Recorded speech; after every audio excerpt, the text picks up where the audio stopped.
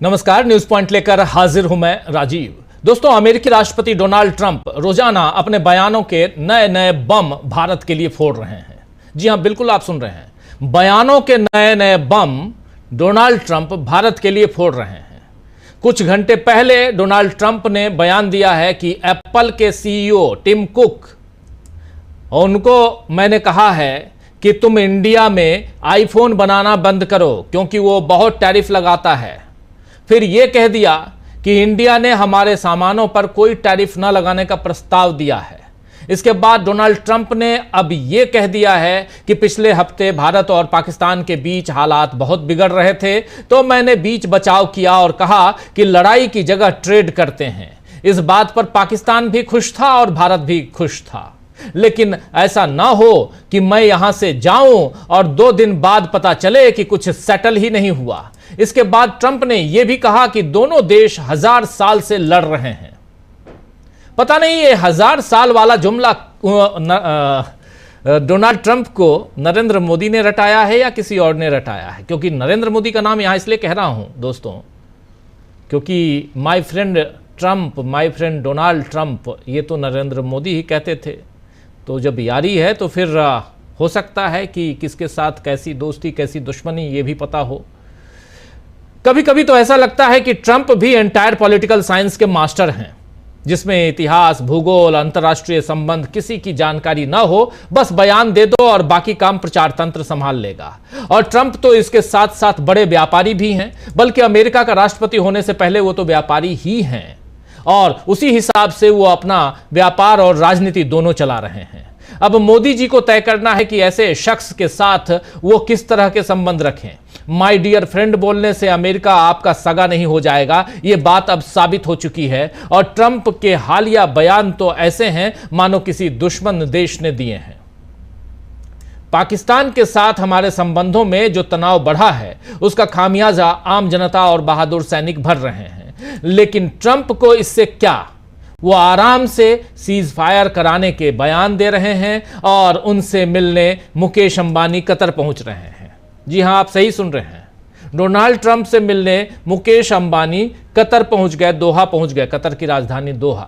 ये देखिए तस्वीर कतर में, गौर से देख लीजिए इस तस्वीर को। मुकेश अंबानी मिल रहे हैं दोहा में। ऑपरेशन सिंदूर के लिए 2 लाइन का बयान दे देने से देशभक्ति साबित नहीं होती दोस्तों। कुछ देर के लिए व्यापारिक सौदेबाजी और फायदों को किनारे रखने का हौसला दिखाया होता तो बात कुछ और होती। खैर, ऐसे कामों के लिए हिम्मत चाहिए होती है। फिलहाल हिम्मत का एक और एग्जाम्पल, एक और उदाहरण राहुल गांधी ने बिहार के दरभंगा में दिखाया है। राहुल गांधी दरभंगा में अंबेडकर हॉस्टल में छात्रों से संवाद करने के लिए पहुंचने वाले थे, लेकिन वहां का जिला प्रशासन ने इसकी अनुमति नहीं दी। राहुल गांधी को रास्ते में ही रोका, तो राहुल गांधी पैदल उतरकर पीछे के रास्ते से हॉस्टल पहुंचे और वहीं से संवाद किया जहां से पहले उनका संवाद करना तय था। इसके बाद क्या हुआ? इसके बाद राहुल गांधी के ऊपर अभी से थोड़ी देर पहले FIR कर दी गई है। राहुल गांधी ने साफ कहा है कि आप मुझे रोक नहीं सकते। राहुल गांधी ने क्या कुछ कहा है, आइए जरा सुन लेते हैं उनकी जुबानी। जब ये पहुंचे दरभंगा अंबेडकर हॉस्टल में तो क्या कुछ कहा है, सुनिए।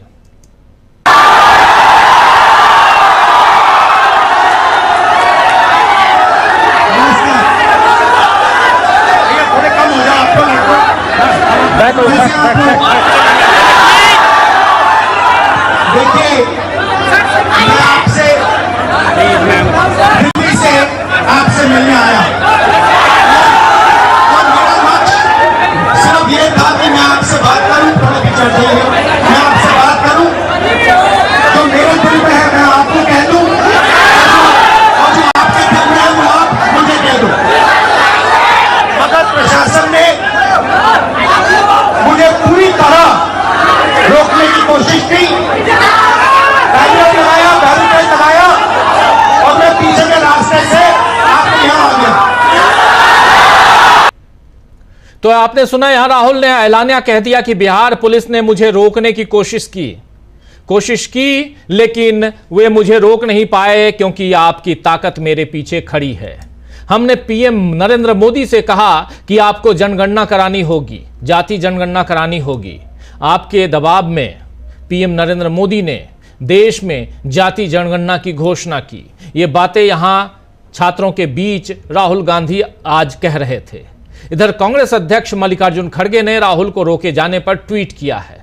मल्लिकार्जुन खड़गे ने अपने ट्वीट में क्या कुछ लिखा है वो आपके सामने रखता हूं। खड़गे यहां लिख रहे हैं कि अब क्या दलित, वंचित, पिछड़े वर्ग के छात्रों से संवाद करना संविधान के खिलाफ है? क्या उनकी शिक्षा, उनकी भर्ती परीक्षा और नौकरियों के बारे में उनसे बातचीत करना कोई पाप है? जेडीयू और बीजेपी सरकार ने बिहार में दरभंगा के अंबेडकर हॉस्टल में शिक्षा न्याय संवाद कार्यक्रम में श्री राहुल गांधी को शामिल होने से रोकना तानाशाही की पराकाष्ठा है। लोकतंत्र की जन्मस्थली बिहार इस अन्याय को याद रखेगी और समय आने पर जेडीयू और बीजेपी को इसका उचित जवाब भी देगी। ये कह रहे हैं कांग्रेस के अध्यक्ष मल्लिकार्जुन खड़गे। उसके बाद नेता प्रतिपक्ष बिहार के तेजस्वी यादव ने क्या कुछ लिखा, क्योंकि तेजस्वी यादव को लेकर कहा जा रहा था कि राहुल गांधी पहुंच गए बिहार तो तेजस्वी यादव नाराज हैं। लेकिन तेजस्वी यादव इस घटनाक्रम के बाद जो कुछ लिखते हैं आपके स्क्रीन पे लाता हूं। कह रहे हैं तेजस्वी यादव, रिटायर्ड भ्रष्ट अधिकारी और टायर्ड मुख्यमंत्री ने लोकतांत्रिक परंपराओं की धज्जियां उड़ाते हुए लोकसभा में देश के नेता प्रतिपक्ष श्री राहुल गांधी के छात्रों के साथ संवाद कार्यक्रम की अनुमति नहीं दी। स्पष्टता से इसका कारण नीतीश कुमार और उनकी भुंजा पार्टी की भ्रष्ट चौकड़ी बताए।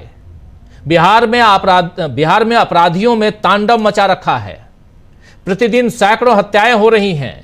नीतीश एनडीए का भ्रष्ट, निकम्मा, नकारा और नालायक सिस्टम अपराध तो रोक नहीं पा रहा, इसीलिए सोचा कि अब विपक्ष के सकारात्मक संवाद को ही रद्द करा दें। अचेत मुख्यमंत्री जी में अगर थोड़ी सी भी सजगता और होश बचा है तो इस आदेश को अविलंब रद्द कराए, अन्यथा बताए क्या इसकी अनुमति के लिए भी डीके टैक्स देना होगा। ये कह रहे हैं यहां पर तेजस्वी यादव।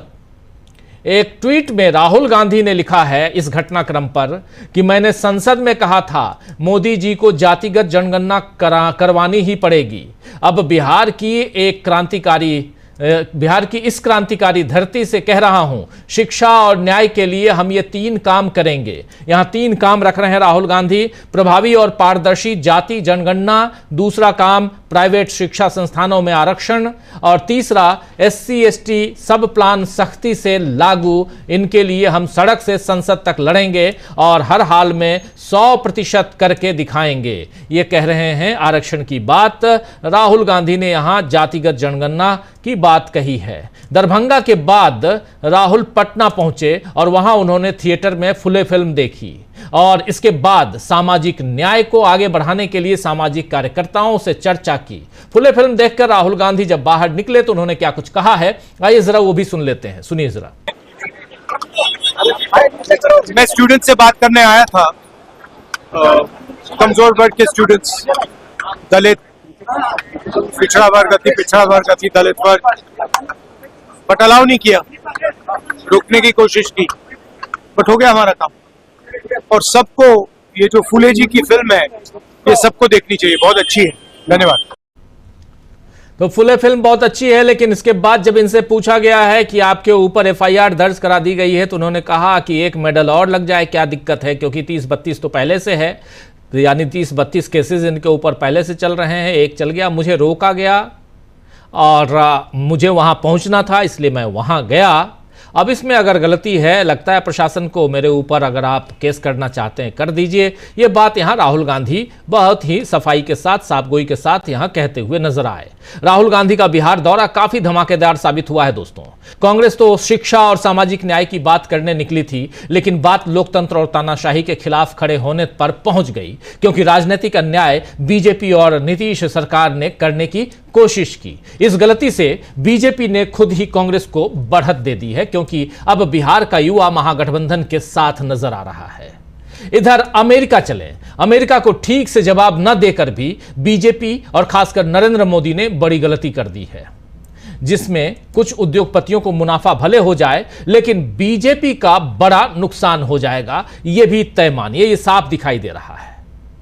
तो एक तरफ अमेरिका है, डोनाल्ड ट्रंप हैं, जो चैन से नरेंद्र मोदी को सोने नहीं दे रहे हैं, क्योंकि जैसे वो जुबान खोलते हैं वैसे यहां सवाल दागे जाते हैं कि मोदी जी ये दो पक्षों के बीच ये तीसरा पक्ष कैसे आ गया? और दूसरी तरफ राहुल गांधी हैं, जब भी सड़क पे आते हैं तो फिर परेशान कर देते हैं नरेंद्र मोदी को। तो ये टेंशन और चुनौतियों के बीच कैसे आगे जो झटके खा रहे हैं नरेंद्र मोदी, वो उससे कैसे संभलेंगे? आइए इन सब पे हम चर्चा करते हैं कि राहुल ने कैसे टेंशन दे दी है और अमेरिका और से लेकर बिहार तक कैसे झटके मिल रहे हैं बीजेपी को। इन सब पे हम चर्चा करते हैं।